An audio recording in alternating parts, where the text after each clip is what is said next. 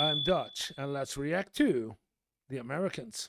Hello, and welcome to the channel, or welcome back to the channel. My name is Johan, and I'm a typical Dutchman.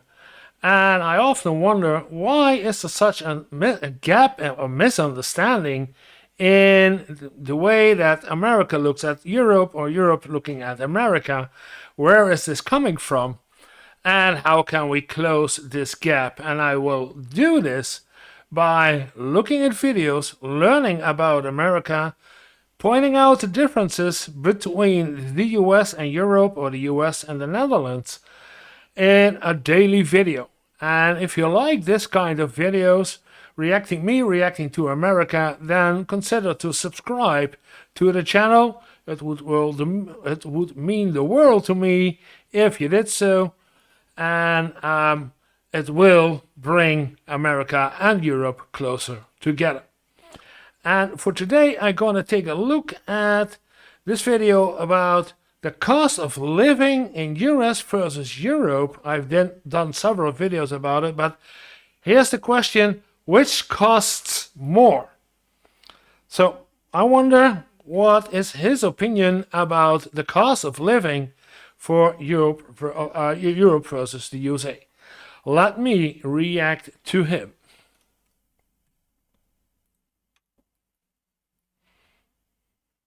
Here we go. Americans love to travel in Europe, and who doesn't, honestly? When you go to Europe, you're like, oh, wine is cheap, weather is good, life is awesome. But what Americans don't often consider is the financial aspects. They assume that they're very similar versus they're actually really different. Same with a lot of Europeans. They see salaries in the US and they're like, holy heck, that's a lot of money. That's way more money than I make. I should move to the US and work and do a similar job, but in America. And what they don't consider is that also the expenses are different. And this video will go through a bunch of the main examples between the two. And hi, if you're new to the channel, my name is Tero. I'm a fungi-loving entrepreneur originally from Finland, and this is my YouTube. Fungi-loving, okay. Original from Finland. Okay. YouTube channel, The Spore, where I share lessons I've learned along my life about different things from health and wellness to entrepreneurship. But a very common topic that I've talked a lot about is the cultural differences of being born and raised in Europe and now living the last decade in the US. And I have made multiple videos. A lot of people love them. This one will be focused on the finances, particularly between US and Europe. In Europe, yeah, Finland is a great country to live in, but it's also within Europe a good nation because they are highly educated. They got a lot of low living costs, higher taxes, but life is really good in Finland. The only downside is it's rather cold.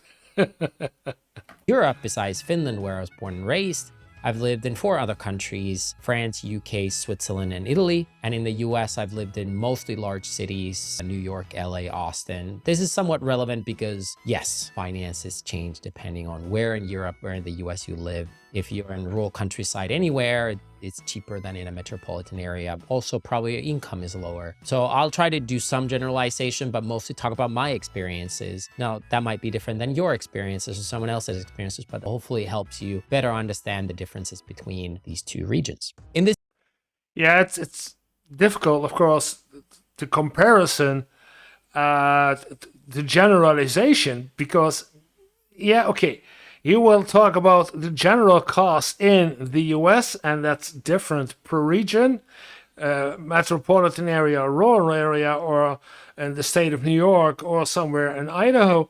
But the same as over here in Europe, depending where you live, in the Netherlands, in the Northern Europe countries, or in the Lower Europe countries, Spain, Italy, Greece, those are different costs and incomes. So, yeah, generalization is in consideration that it's not exactly correct for both sides. So let's see what he comes up with.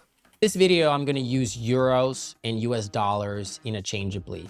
When I was living in Europe, euro was about 20 to 25% more valuable than the dollar, which made a significant difference. Now, yeah, it still is, yeah.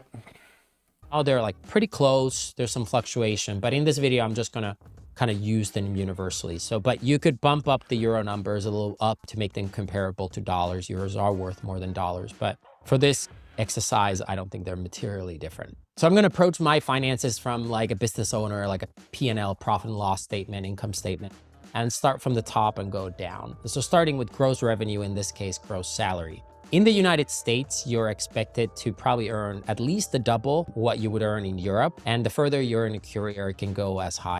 At least doubled? Did he say it's expected that you earn at least the double? Gross revenue, in this case, gross salary. In the United States, you're expected to probably earn at least the double what you would earn in Europe. And a double?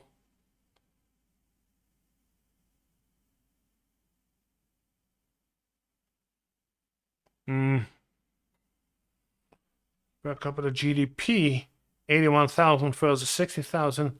Annual salary, 2022. US 77 versus 52. So it's not double. It's no. You don't earn, you earn more in the United States, but not double. No, that's not correct. And the further you're in a career, it can go as high as like 3 to 5 times higher. This is true, by the way, for CEOs of public listed companies. Oh, for the big guys up there. Yeah, okay. In a lot of cases. But starting when I graduated from college, I was making a little over 2,000 euros a month, which is a good average starting salary.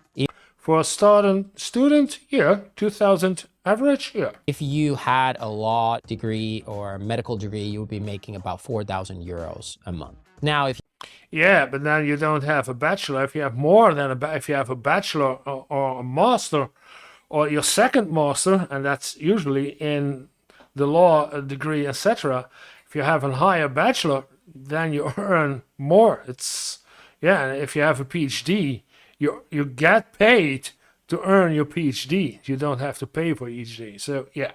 If you compare that, that's like barely the average salary of a blue-collar worker in the US, or actually probably less. If you graduate with a good degree, you would be earning less than an average blue-collar worker in the US. The further you advance in your career, this difference just actually keeps growing. So you will earn much more in the US than in Europe. Yes, in Europe, you do get salary raises, bumps up, but like not that much. Very common if you work. I do not agree with him.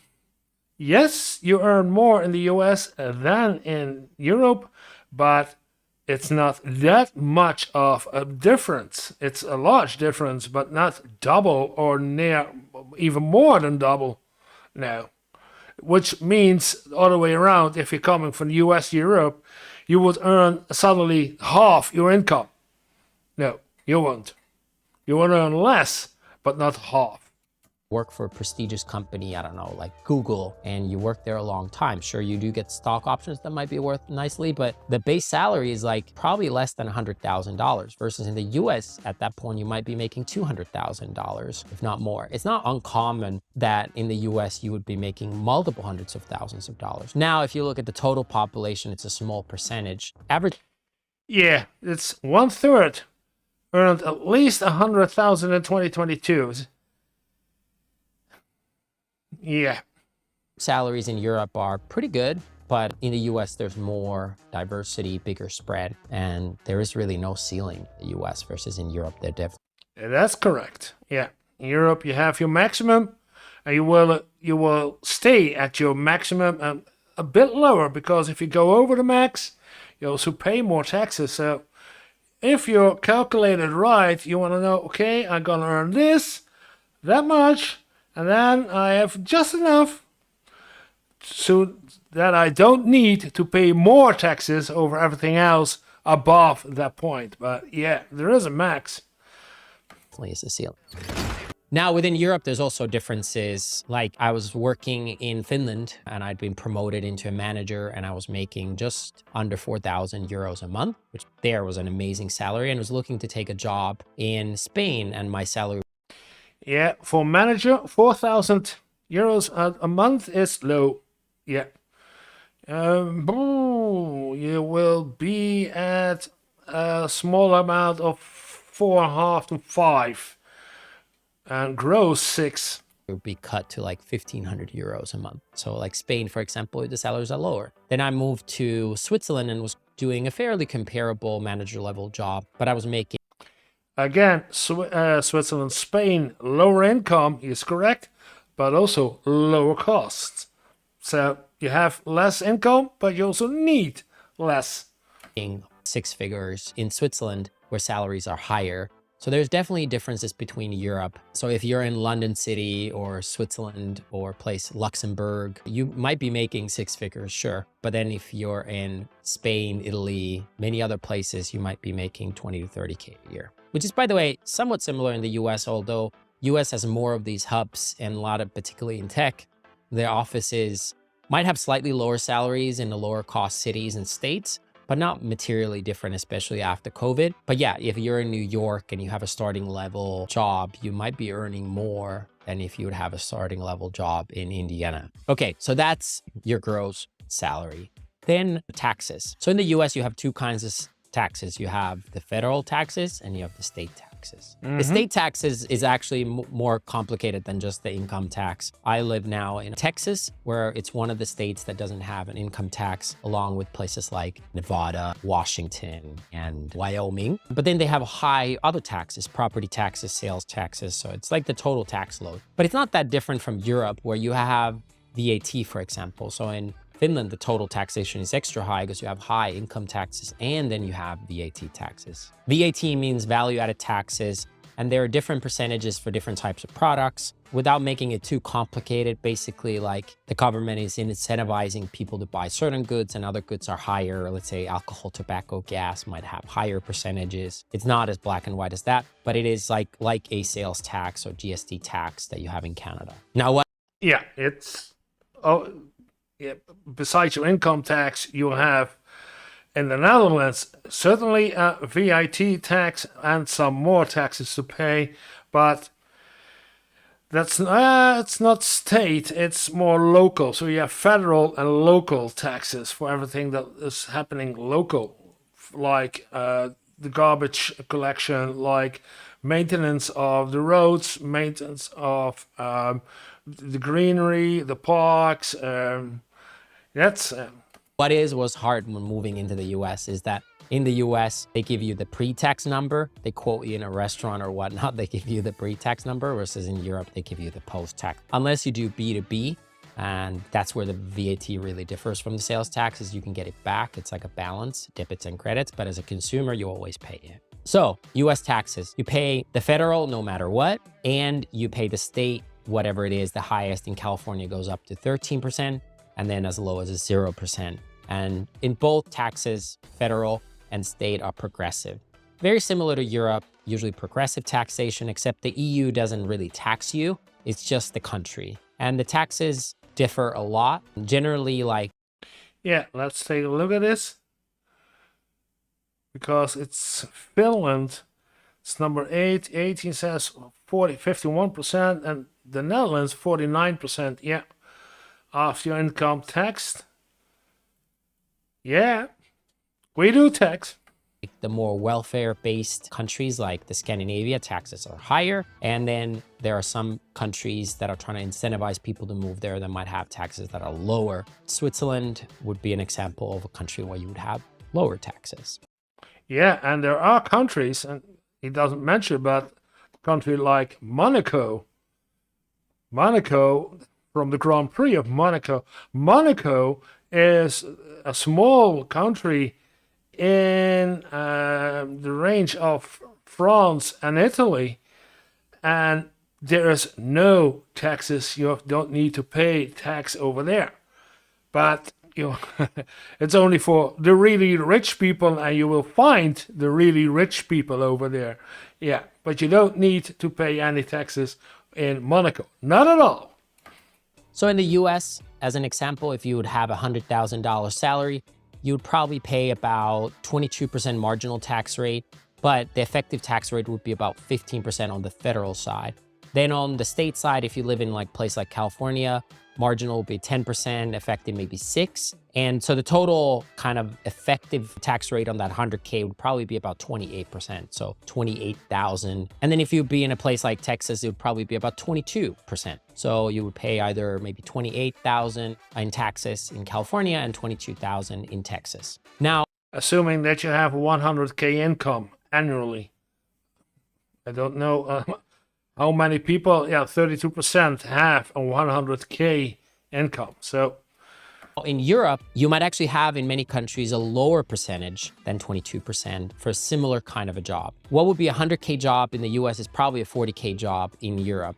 But the percentage might be slightly lower. Again, huge differences between countries. But in the US, you have a lot more tax deductions. If you're married, if you have kids, if you have property, if you have deductions, there's a lot in real estate. I've been able to get so many of the tax deductions that my tax percentage is much lower than in Europe. So what's actually kind of crazy is that US, you might have 2 times higher salaries, sometimes 3, 4, 5 times higher salaries, but also like what you pay in taxes might be lower. So the net is much, much higher in the US. I think for a lot of people, it will be 3 times the salary, what you net in the US versus what you would net in Europe. Wow. He goes way high about it. Wade was talking about the deductibles. Yeah, the deductibles is not, there are deductibles in Europe, depending on which country you are. But instead of deductible for your child, you get money for your children every month, every quarter of a month in the Netherlands at least.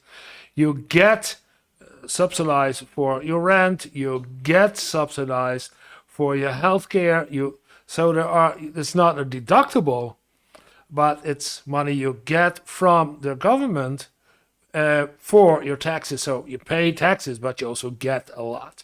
A lot of people just look at the on paper tax rates and compare them US and Europe, and they're like somewhat comparable. In some cases, even US being higher.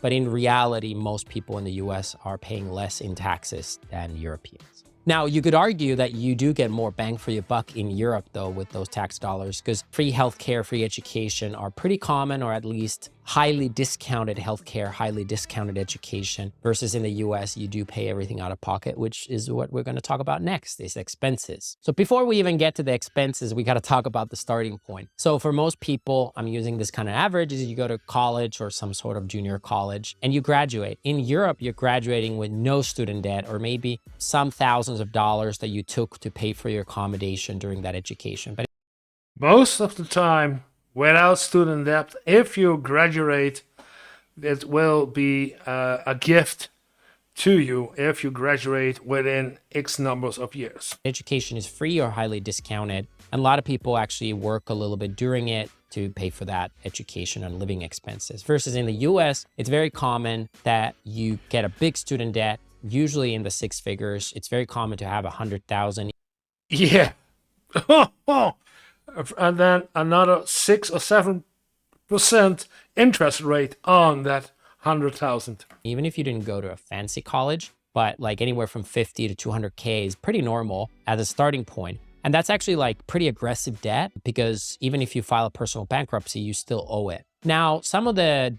Yeah, and then it's logical that you also need a good paying job, but yeah, your quality of life, the cost you have to pay from, assuming, but I know it's not true, but assuming that you have twice as much money in the US than in Europe, then half of that money you have to pay for your debt, your student debt, or your healthcare costs. Debts are with federally backed, it might be pretty affordable, like 2 to 3% of interest.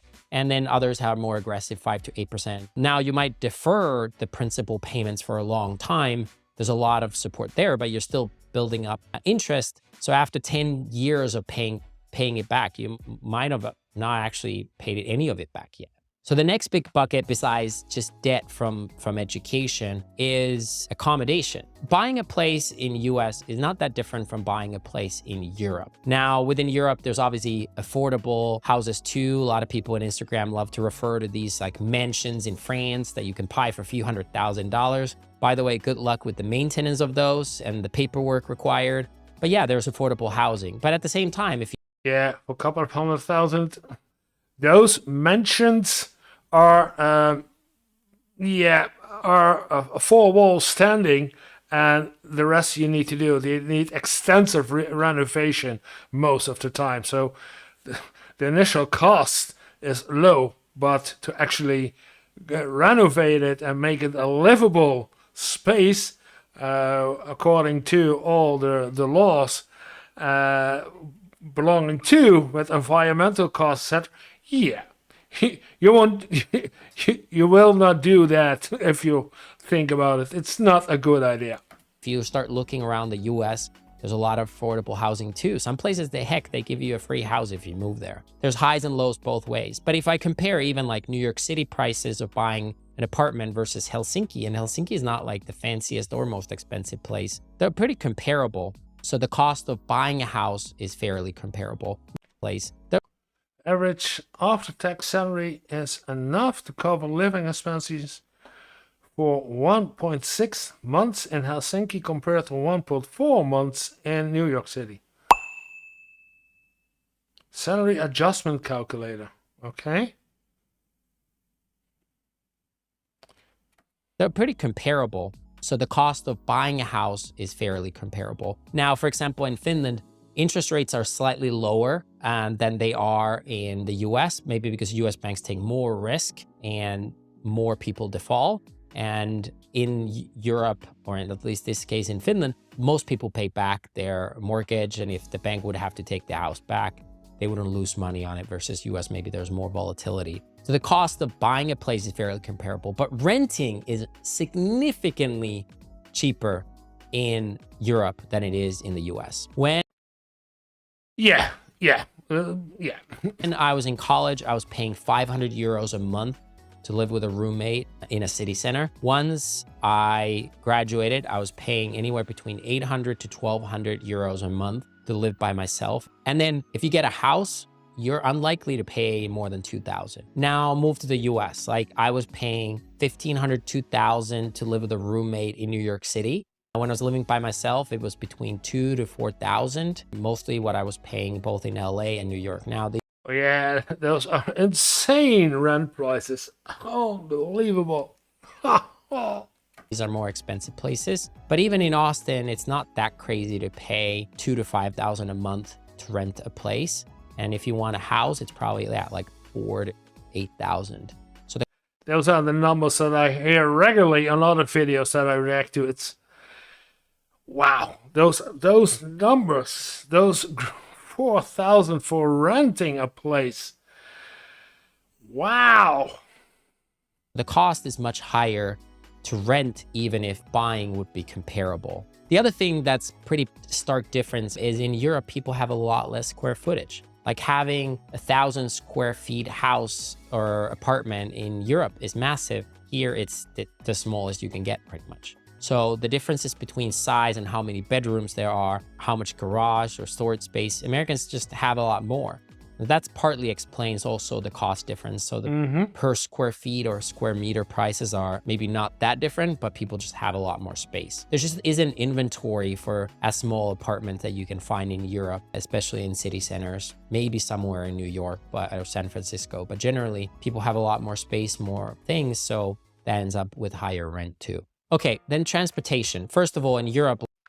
Yeah, okay, higher rent because you got higher space. But now you went to transportation. It doesn't talk about the utilities, water, electricity, and heating, the cost of those. Because that's part of your rent above, or if you buy a house, it's the same. So he doesn't talk about that one. A lot of people don't have a car. Or if you have a car, you have one car. And if you have a car, you probably use, even though the same car in Europe might be more expensive than in the US. The car prices are much lower for the exact same car. But what people actually end up buying is partly because the lower salaries, higher taxes, people buy cheaper cars, smaller cars. It's like a family of 5 might have a little teeny sedan or hatchback versus in the US, you have a big SUV, Suburban or something like that, or truck. That makes a huge difference on also car payments. So generally, a lot of my friends didn't have cars until well into their 30s, versus in the US, it's very common at 16 to 18 already to get a car, with the car payments here in the US often being 500 to 1,000. Now, if you buy a new car, because I had my car when I was 19, a driver's license at 18, and my first car, second-hand car at 19. And then it's a car without car payments. So it's, you go to your car salesman, I want this car, I like it, whatever. You pay, and then it's yours. And it's yours for 4,000, for example, 4 to 6,000. Then it's your car, and there's no more about car payments for the next 5 years or so. if you look at the historicals, that will show you a lower number. That's not my experience, partly maybe because of COVID and the current finances, but a lot of people I know have a car payment even excess of $1,000 a month, versus my European similar quality educated, they buy cars with cash, or if they get a lease, it's like $200 to $300 a month type of a lease. Or yeah, that's what I had. My latest car I bought, but then I had a better job. I bought a brand new car, and then I did pay not even 300, I believe 275 a month. Or car payment, versus in the US, like it's rare to see people with under $500 payments. Again, part of that is explained with more expensive, bigger cars, bigger engines, even though like probably otherwise. Yeah, it's comparable. If you would have a bigger car right over here, you have to pay more too. It's if you buy some of those bigger trucks, American trucks in Europe, you pay a heck of a lot more. Yeah, but that's, I don't say, but US system is more affordable with cars. So the gas, on the other hand, is a lot cheaper in the US, especially in Texas. I've had friends and family visit and they're like, is the gas a little expensive? It looks, you know, like $2, $2.50 versus in Europe, it might be €2. And they're like, that's a little expensive. yeah, it's per gallon. Yeah, and I didn't know the difference between the liters and a gallon. I have to look it up. Expensive here, but in Europe it's a liter and here it's a gallon. So that just means it's over 3 times cheaper in the US usually to get gas than in Europe. The other thing is food. Food is significantly cheaper in Europe than it is in the US. And that's kind of crazy because generally I would say the food is also cleaner, healthier, and better quality in Europe. You go to the grocery store and it's hard to leave with over €100 purchase. Like it's very... Yeah, but back to the car. Car insurance is in Europe considerably cheaper than in the US. He doesn't talk about that one too. He leaves out certain cost aspects from living in Europe versus America.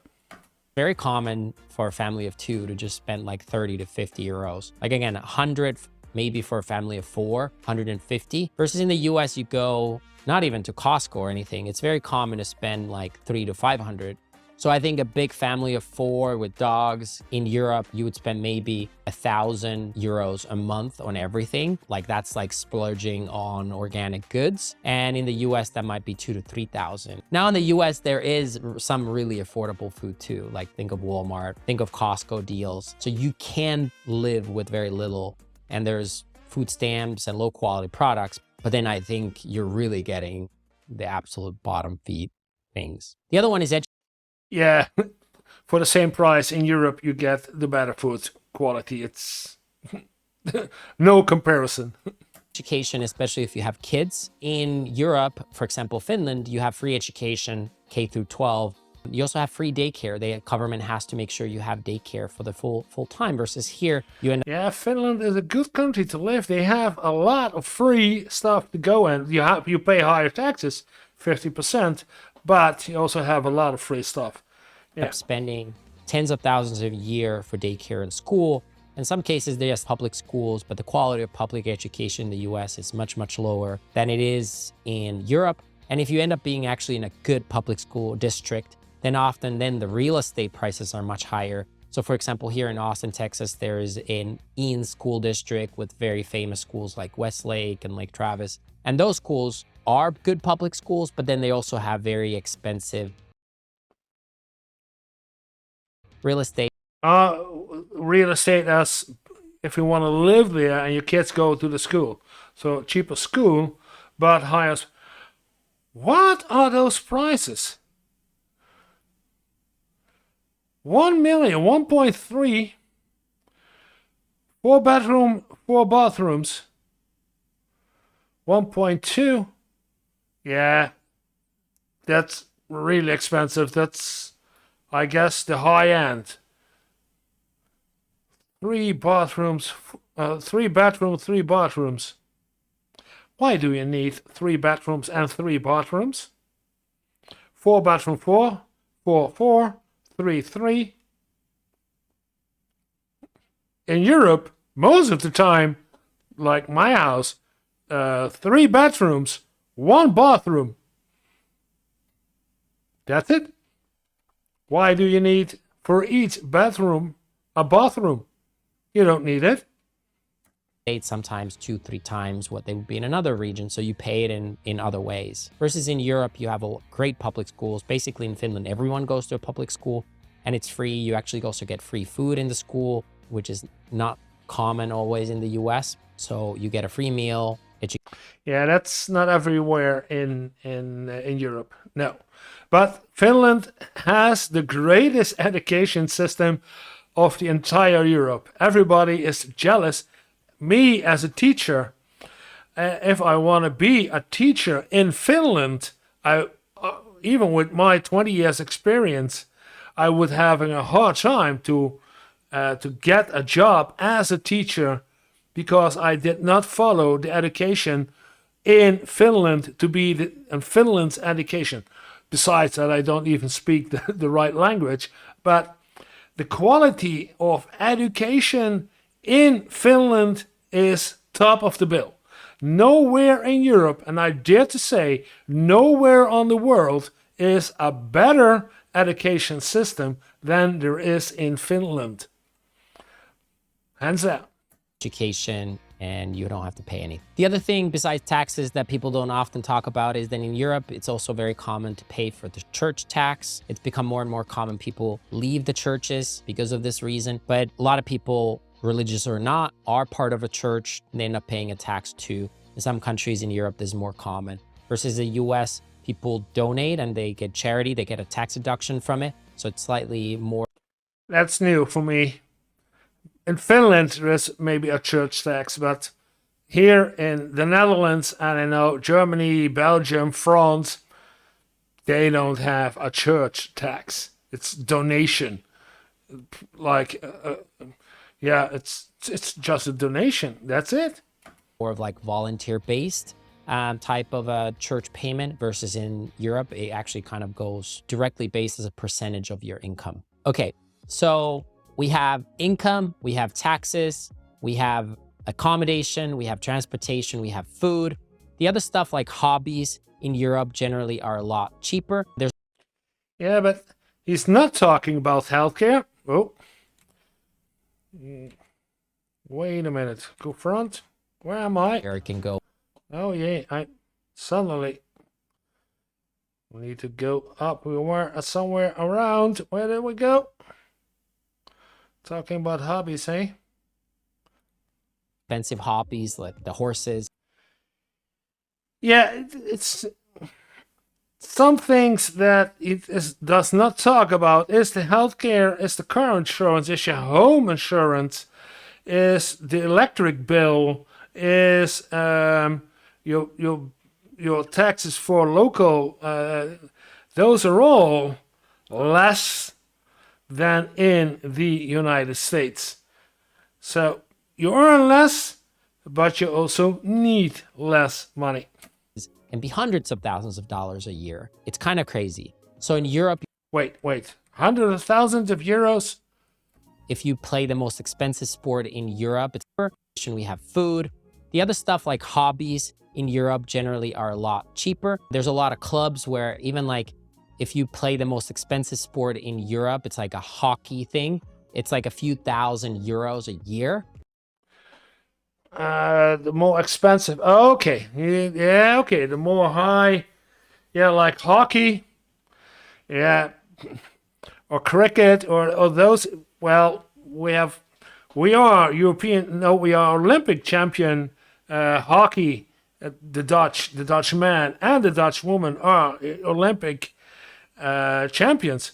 But hockey or soccer or any other sport, same price. It's not more expensive to play hockey versus playing soccer, for example, or go swimming or ice skating.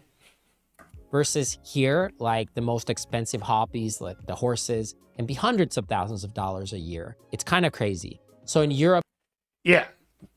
Then he's comparing apples with, I don't know, but horses and horse keeping and horseback riding, that's one of the more expensive ones because you have to house your horse or buy. If not, then you have to rent or your horse. You have your housing to feed it. It all brings extra costs.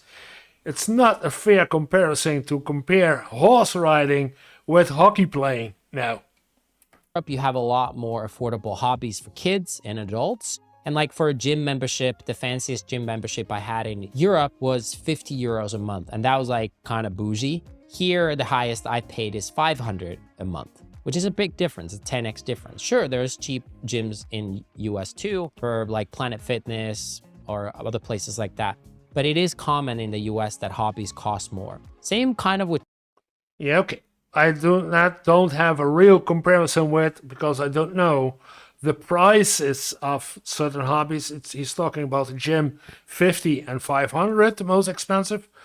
But I don't know what the other costs are of playing tennis, for example. What is a tennis player cost if you like to play tennis versus tennis here in Europe, or I don't know, baseball or American football or basketball. Everyone loves comparison those. I don't know. Let me know in the comments if you have some comparison. Let me know what it costs to play, for example, basketball or baseball, or and I will respond with it with the prices from the Netherlands or from Europe. And while you're down here, if you like the video this far, then press like. Yes, thank you. Travel. Although flights are fairly comparable, like in the US, if you're not traveling on the peak days, you can $200, you can in economy, you can get almost anywhere. Similarly in Europe, for 200 euros, you can pretty much fly to most places unless again it's peak season. But then once you get there, like a really high-end hotel in Helsinki, Finland is 100 a night. And here it's 300 to 500 a night. Again. Wait, go back. He's talking about flights. And in Europe, if I wanna go to Italy or to Spain or any other country, I get on a train. The train is the cheapest way and the fastest way, considering to flight. A lot of people do flights, but a flight is more time consuming, and average price within Europe. He's talking about what? Like in the US, if you're not traveling on the peak days, you can $200, you can in economy, you can get almost anywhere. Similarly in Europe, for 200 euros, you can pretty much fly to most places unless again it's peak season. Yeah, he's right. 200 versus 200, yeah. But for half the price, you get on a train, a high-speed train, and you'll be from Amsterdam to Barcelona in the same time as that you would go by plane, boarding the plane, getting your suitcases, etc., etc. Just get on the train, boarding the plane and the train. Yeah, just got on the train. and you travel all the way to Barcelona. You get off the train, and you are in Barcelona. And by plane, you got your checkup, you got your border control, you got customs, you got everything time consuming. Nobody, no, I will not say nobody, but a lot of people just take the train. It's the most convenient and fastest way to go all around Europe. But then once you get there, like a really high-end hotel in Helsinki, Finland is 100 a night.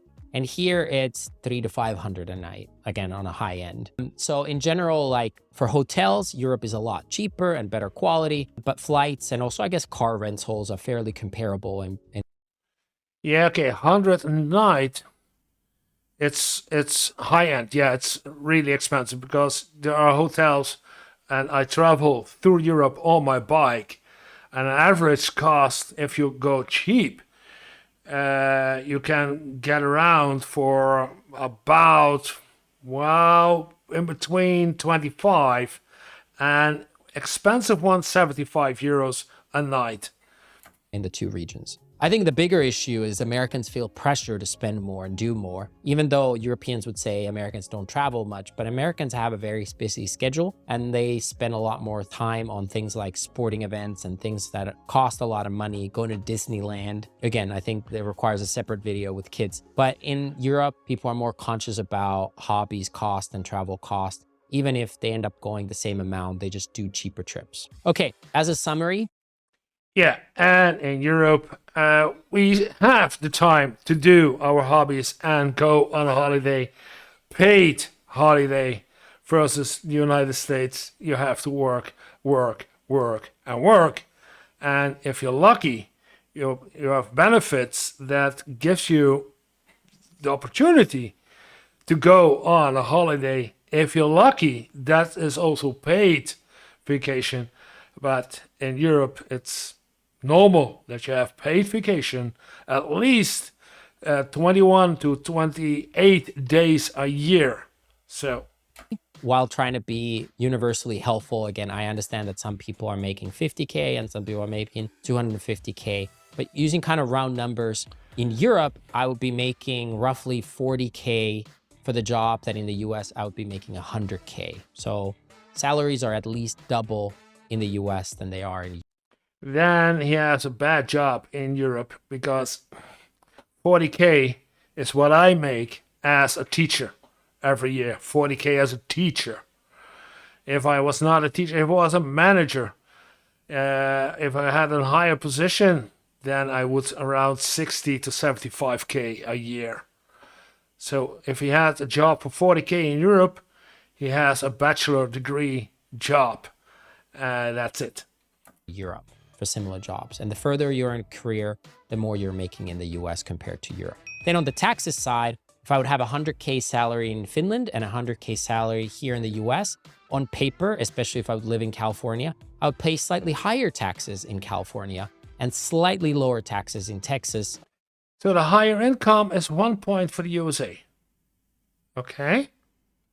But you could say that taxes in the US are actually higher for that amount. But in reality, after you put all the deductions and how the tax system works, you end up actually paying less. So maybe 20 to 22% of your income in taxes, versus in Europe, you'll probably be paying 30 to 35% for that amount in taxes. So yeah, okay. Lower taxes.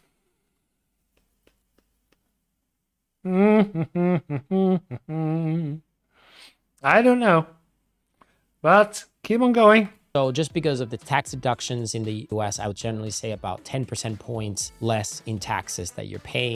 Okay, and lower taxes. Well, what do you get in return? Yeah. Again, depends a lot on the country and state you're in. As far as accommodation, buying is very comparable. Slightly lower interest rates in Europe and in the US, but rent is significantly cheaper in Europe.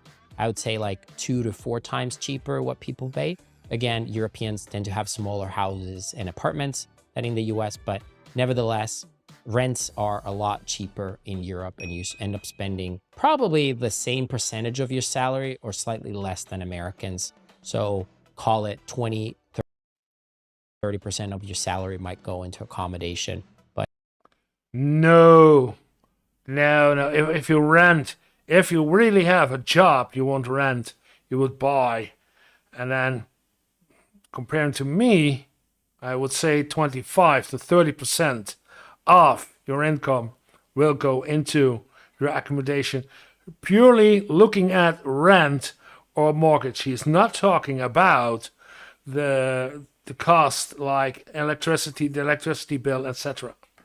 Europeans just have a lot smaller places. Transportation, I think Americans spend at least double on cars. Gas is slightly cheaper. Maybe you have other toll roads and other costs in Europe that you don't have in the US. But I would generally say that in Europe, you would spend 300 to 500 maybe on a car payment a month, versus here it's closer to 1,000 with gas and insurances. Food in Yeah, now he's talking about insurance.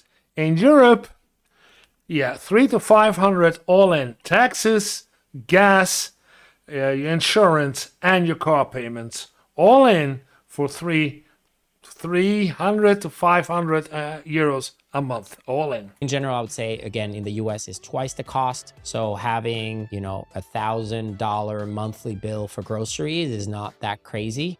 And Europe, you'd probably be spending 500 or less for better quality. Yeah, better quality food for less prices. Yeah, half, yeah. Food. It depends where you shop. Is it Whole Foods or is it Walmart? But nevertheless, I would say double the cost in the US. And again, probably getting less quality products for that money. Air travel and car rentals in the US and Europe are fairly comparable. And I would say generally hotels are maybe half the price in Europe than they are in the US, with some notable exceptions. But then Americans end up traveling more, which sounds crazy to Europeans who think Americans don't travel, but it's more domestic travel and other hobbies. So it's easy to spend 10 to 20% of your salary on hobbies and things like that. Now, you would say that Americans can't even afford them and they're in more debt than Europeans, which is also true, but that's roughly what people spend on hobbies and travel. Obviously varies a lot by person, but in the US, there's more pressure to do these things. And even let's say ski tickets, if you go ski in Europe, they're often 2 to 3 times cheaper than what the ticket prices are in the US resorts. So that also adds up. Yeah, for transportation in Europe, we're talking about trains, and Americans travel more by planes, but that's because there is such a bad railroad system in the United States. High-speed trains, it's car-centric, so it's always using the highway and none using the train. So the only alternative to get somewhere fast is by plane. And in Europe, you have the choice: the car, the plane, or the train. As a summary, in the US, I make more, I pay less in taxes, I pay more for accommodation, I pay more for food, probably worse quality, I pay a lot more for education, but a net, I would say generally in the US, you end up netting more if you're careful. But if you let the American culture drive your expenses, you actually end up saving less, and therefore Europeans actually have better saving rates. Okay. Yeah, but he's not talking about healthcare. And if you compare healthcare, then Europe gets another point, because healthcare versus in Europe for free or almost free, with a low, no deductibles and no out of pocket, and your monthly pay for your insurance, your healthcare insurance, is about, well, I would say 150, versus I hear about 300 to 400 or 500 a month in the US. So yeah, healthcare system also a point for Europe.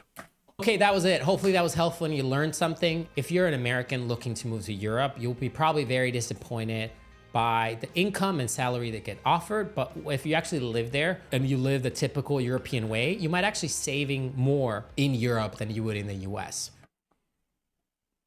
But if you're cost conscious and you do even a half decent job at looking at your expenses, The higher salaries and lower taxes in the US will give you more leverage. So generally, I would say build your career in the US and then retire in Europe and enjoy the lower cost of living, and some say better quality of living Europe has to offer once you've made your money. But if you want to build wealth and save money, US is better as long as you stay disciplined and avoid the cost bloat. Thanks for joining. Yeah, he's right. It's a good idea, good advice. Make your money in the US and come over to Europe to rent to live the rest of your life. Yeah, but according to the video that I watched yesterday, it's crazy prices now in the US. So I get that a lot of people are now thinking about leaving the US because they don't have money, they don't get money, and then they come over to have a better quality of life, to have some insurance that they got monthly paid, because there is payment over here. The health insurance is free. The socialism, it's not bad. It's not the devil is coming. It's socialism, and socialism versus capitalism. Yeah, a lot of people are now choosing, because of what Trump is doing in the United States, to leave the States and come over to Europe, any country in Europe.